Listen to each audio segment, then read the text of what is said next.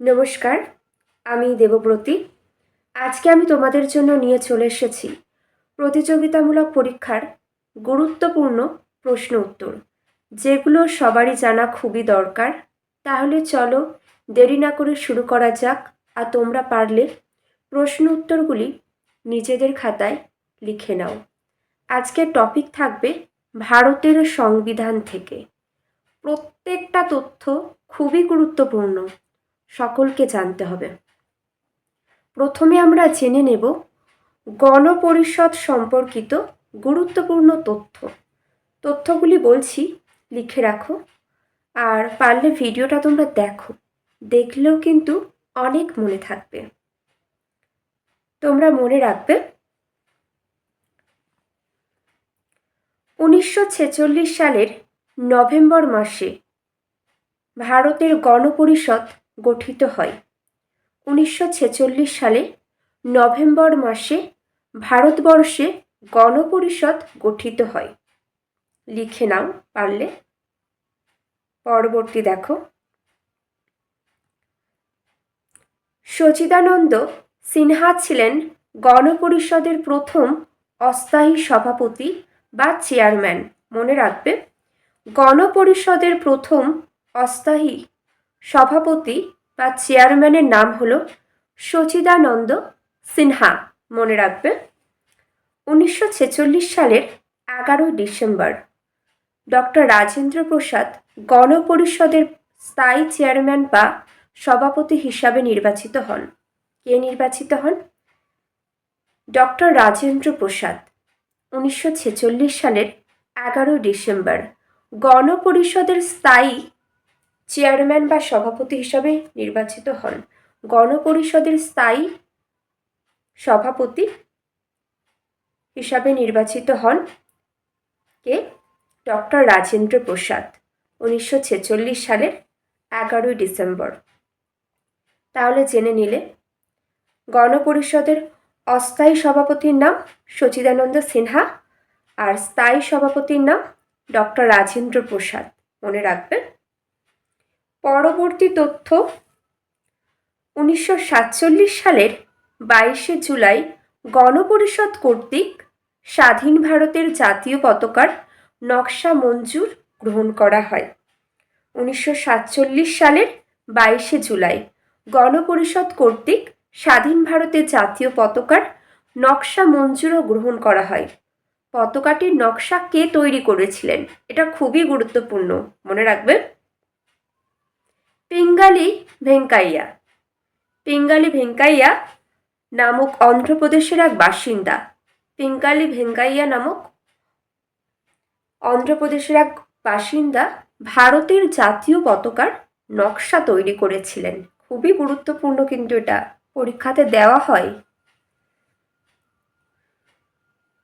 পরবর্তী দেখো, 1947 সালের 29 আগস্ট 1947 সালের 29 আগস্ট খসড়া কমিটি গঠিত হয়। তাহলে কত সালে গঠিত হয়? 1947 সালের 29 আগস্ট ভারতের খসড়া কমিটি গঠিত হয়। আর এই কমিটির সভাপতির নাম কি? Doctor B R. আম্বেদকর। ভারতের খসড়া কমিটির সভাপতির নাম ডক্টর বি.আর. আম্বেদকর। তিনি এটি 1947 সালের 29 আগস্ট গঠন করেন। পরবর্তী তথ্য দেখো, 1949 সালের 26 নভেম্বর সংবিধান গণপরিষদে গৃহীত হয়। 1949 সালের 26 নভেম্বর সংবিধান গণপরিষদে গৃহীত হয়। আমাদের ভারতের যে সংবিধান মনে রাখবে, 1949 সালের 26 নভেম্বর এটি গণপরিষদে গৃহীত হয়। আর এই সময় সংবিধানে একটি প্রস্তাবনা এবং মোট 395টি ধারা, আর্টিকেল 395টি ধারা এই সময় ছিল। আর তপশিলদের জন্য ছিল 8টি, শিডিউল কাস্টদের জন্য। নেক্সট, এগুলো তথ্য খুবই গুরুত্বপূর্ণ। 1950 সালের 24 জানুয়ারি গণপরিষদের সর্বশেষ অধিবেশন বসে। গণপরিষদের সর্বশেষ অধিবেশন তাহলে কবে বসে? 1950 সালের 24শে জানুয়ারি। ওই দিন ভারতের জাতীয় গান ও জাতীয় সঙ্গীত গৃহীত হয়। ডক্টর রাজেন্দ্র প্রসাদ ভারতের প্রথম রাষ্ট্রপতি হিসাবে নিযুক্ত হন। মনে রাখবে, ভারতের প্রথম রাষ্ট্রপতি ছিলেন ডক্টর রাজেন্দ্র সেন, রাজেন্দ্র প্রসাদ। পরবর্তী দেখো, 1950 সালের 26শে জানুয়ারি থেকে স্বাধীন ভারতের সংবিধান কার্যকর হয়। 1950 সালের 26শে জানুয়ারি থেকে স্বাধীন ভারতের সংবিধান কার্যকর হয় এবং ভারতের প্রজাতন্ত্র রিপাবলিক গঠিত হয়। নেক্সট, সংবিধান রচনা করতে কত সময় লাগে?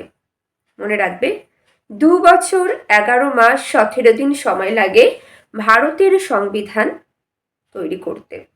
মোট খরচ হয়েছিল 64 লক্ষ ভারতীয় মুদ্রা। প্রসঙ্গত মনে রাখা দরকার, সংবিধান রচনার সময় গণপরিষদে মোট 11টি অধিবেশন অনুষ্ঠিত হয়েছিল।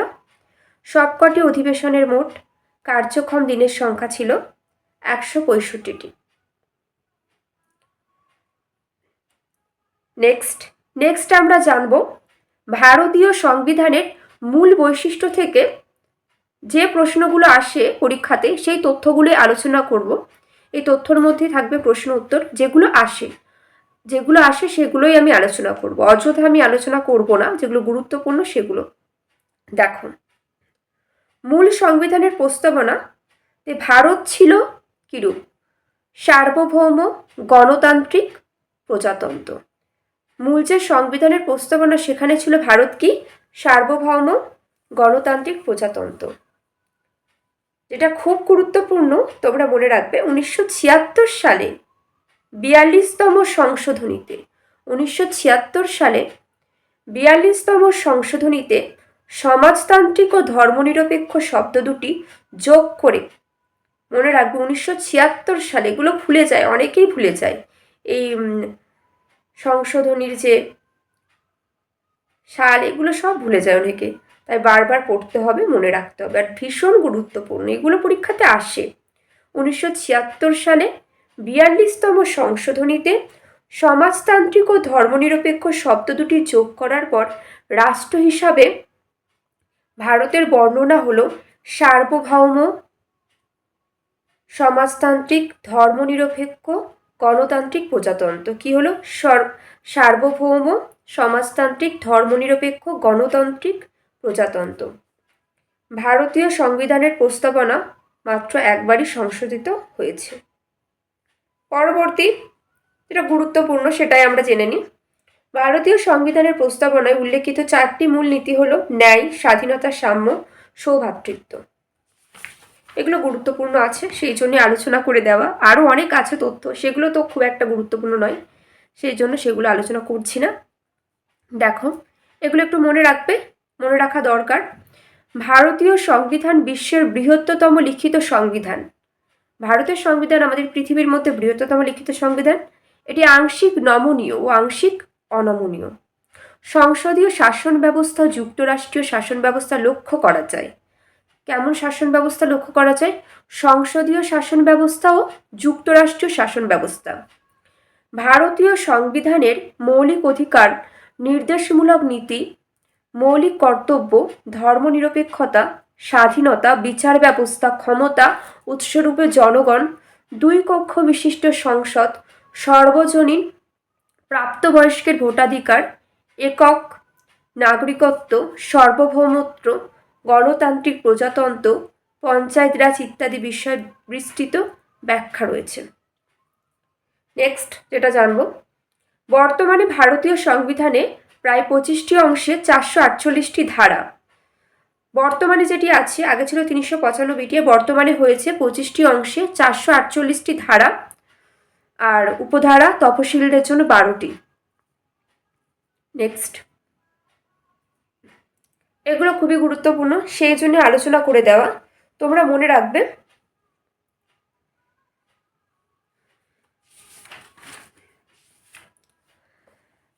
আজ এখানেই শেষ করছি। কারোর কোনো জিজ্ঞাসা থাকলে অবশ্যই কমেন্ট করে জানাবে। আবার আসবো অনেক তথ্য নিয়ে, গুরুত্বপূর্ণ। সকলে ভালো থেকো।